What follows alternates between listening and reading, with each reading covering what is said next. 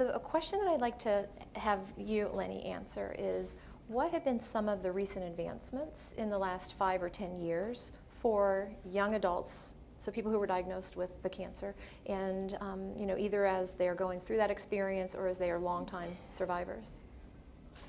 But I'll take on, the acute leukemia, because that's sort of been the prototypical disease we've looked at. So in acute lymphoblastic leukemia, it was only recognized in 2000 that there really was a delivery of care issue.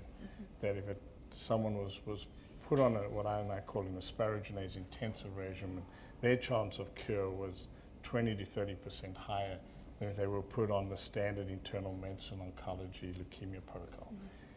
That really translated over time in a paper published by Wendy Stock in 2008, then led to the intergroup trial that just got completed with SWOG, ECOG, and CLGB that looked at about 400 adolescent young adult patients in the 15 to 39 age group. Actually, it was 18 to 39. And then that data is starting to come out and proving the point that you can improve delivery. But the more important part was that biology.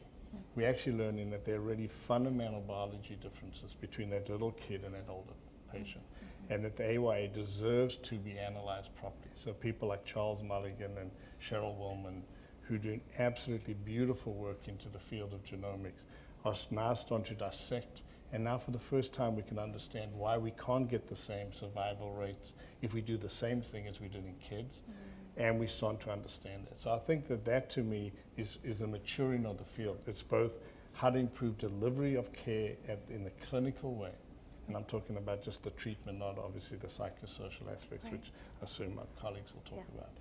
But then the biology can it drive us? And now we're understanding why the Hispanic populations do worse and why these teenagers and young adults are doing worse. And I think as we learn that, we will change the field. We will have a combination. And I think that's beautiful, hand in hand. We have to improve delivery.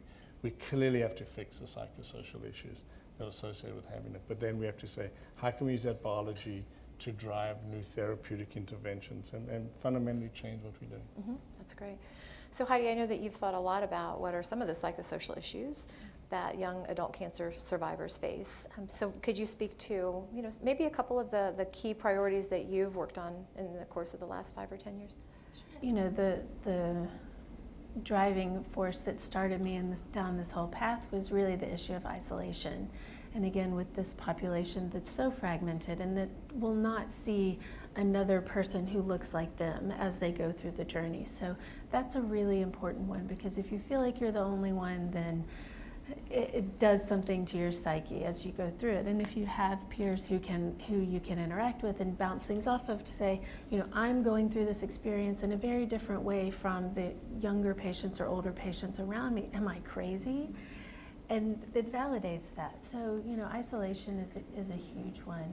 I think also just young adults from where they are in their life and their age and stage it's a perfect storm of all these variables about trying to become independent, and yet you're thrown back into this dependent place. You may be in a new relationship, you may have small children, you may be taking care of aging parents.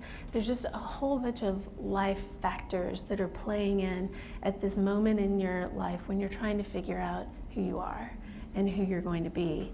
And cancer impacts all of that and has long-term repercussions. It's hard to address one in isolation. You have to think about the young person as a holistic view of the individual, and then work on addressing all of those things, because they all can impact outcomes.